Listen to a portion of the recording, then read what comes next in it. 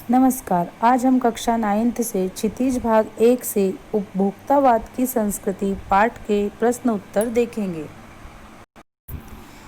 प्रश्न क्रमांक 1, लेखक के अनुसार जीवन में सुख से क्या अभिप्राय है? उत्तर, लेखक के अनुसार आज सुख का अभिप्राय बदल गया है। उपभोक्तावाद के इस युग में भोग उपभोग ही सुख है। यहाँ पर सुख में संतुष्टि का कोई मतलब नहीं है। प्रश्न क्रमांक 2, आज की उपभोक्तावादी संस्कृति हमारे दैनिक जीवन को किस प्रकार प्रभावित कर रही है? उत्तर, आज की उपभोक्तावादी संस्कृति हमारे दैनिक जीवन को बुरी तरह प्रभावित कर रही है। अब हम किसी भी वस्तु का इस्तेमाल सिर्फ इसलिए नहीं करते हैं कि वह हमारी किसी ज़रूरत को पूरा करती है, बल्कि इसलिए करते हैं उससे हम कितना अधिक दिखावा कर सकते हैं। बहुत सी चीज़ें हमें ऐसी खरीद लेते हैं जिनका हम कभी भी इस्तेमाल नहीं करते। हम उन्हें सिर्फ इसलिए खरीदते हैं कि उनके विज्ञापन ने हमें यह मानने को मजबूर कर दिया कि उनके बगैर समाज में हमारी कोई प्रतिष्ठा ही नहीं रहेगी। इसी तरह से हम 5 सितारा होटल में शादी का कार्यक्रम इसलिए रखते हैं ताकि समाज में हमारी झूठी प्रतिष्ठा में इजाफा हो। ऐसा करते समय हमें अक्सर फिजूल खर्ची करनी पड़ती है। प्रश्न क्रमांक 2, गांधी जी ने उपभोक्ता संस्कृति को हमारे समाज के लिए चुनौती क्यों कहा है? उत्तर, गांधी जी ने कहा था कि उपभोक्तावाद हमारे समाज की नींव को हिला रहा है, इसलिए उपभोक्तावाद हमारे समाज के लिए चुनौती है। प्रश्न क्रमांक 4, आशय स्पष्ट कीजिए। जाने अनजाने आज के माहौल में आपका चरित्र भी बदल रहा है और आप उत्पाद को समर्पित होते जा रहे हैं। उत्तर, इस कथन के द्वारा लेखक ने लोगों पर विज्ञापन से होने वाले दुष्प्रभाव की तरफ इशारा किया है। विज्ञापन अक्सर लुभावने होते हैं जो आपको किसी उत्पाद को खरीदने के लिए ललचाते हैं। आपको लगने लगता है कि अमुक उत्पाद के इस्तेमाल से आप किसी फिल्म स्टार की तरह आकर्षक हो जाएंगे। अधिकतर लोग विज्ञापन से इतने प्रभावित हो जाते हैं कि अपना नैसर्गिक बर्ताव छोड़कर अन्य तरह से बर्ताव करने लगते हैं। बी, प्रतिष्ठा के अनेक रूप होते हैं, चाहे वे हास्यास्पद ही क्यों न हो। उत्तर, प्रतिष्ठा कई प्रकार की हो सकती है। उनमें से एक है सच्ची प्रतिष्ठा, जिसे लंबे समय के अथक परिश्रम के द्वारा कमाया जाता है।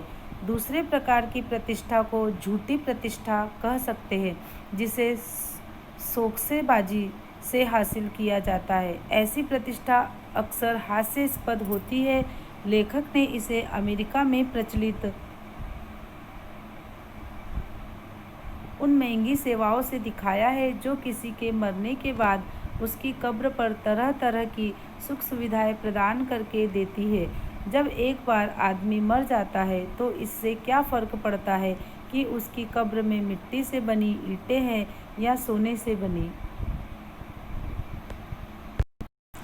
प्रश्न क्रमांक 5, कोई वस्तु हमारे लिए उपयोगी हो या न हो, लेकिन टीवी पर विज्ञापन देखकर हम उसे खरीदने के लिए अवश्य लालायित होते हैं, क्यों? उत्तर, विज्ञापन का निर्माण ऐसे लोगों की टीम द्वारा होता है जो इस बात में दक्ष होते हैं कि किस तरह से लोगों को किसी उत्पाद को खरीदने के लिए लालायित करें। विज्ञापन में अक्सर खूबसूरत चेहरे और आकर्षक दृश्य दिखाए जाते हैं। अक्सर कोई मशहूर हस्ती विज्ञापन के जरिए हमें किसी उत्पाद को खरीदने के लिए कहती है। ऐसा लगने लगता है कि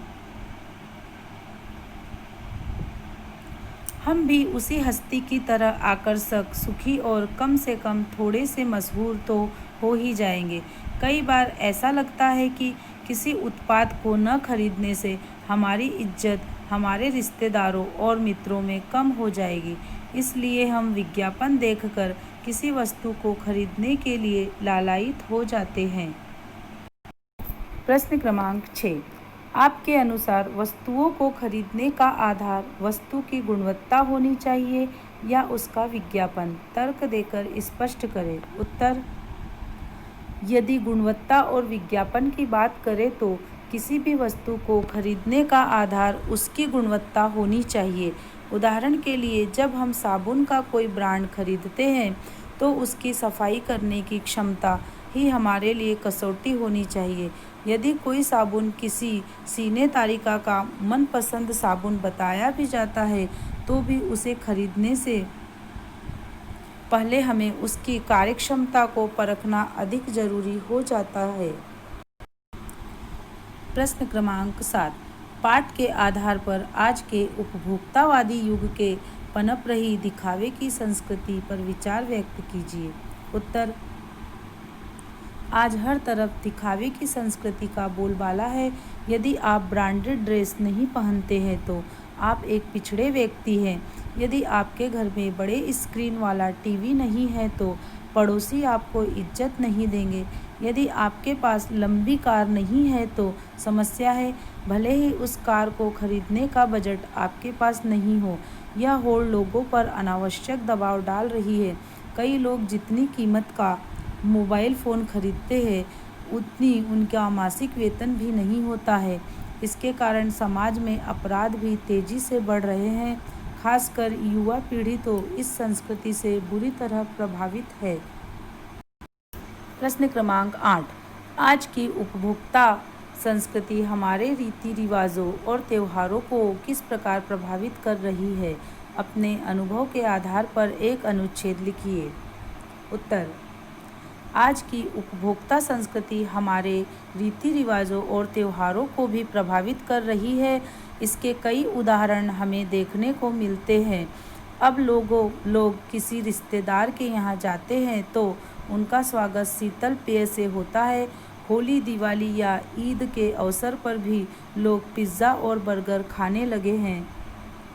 करवा चौथ, धनतेरस के दिन लोगों को लगने लगा है कि महंगे आभूषण और गाड़ी खरीदना जरूरी हो गया है। अब पर्व त्योहारों पर धार्मिकता का भाव गौण होने लगा है और दिखावे में एक दूसरे से होड़ लगाना प्राथमिकता बन गई है।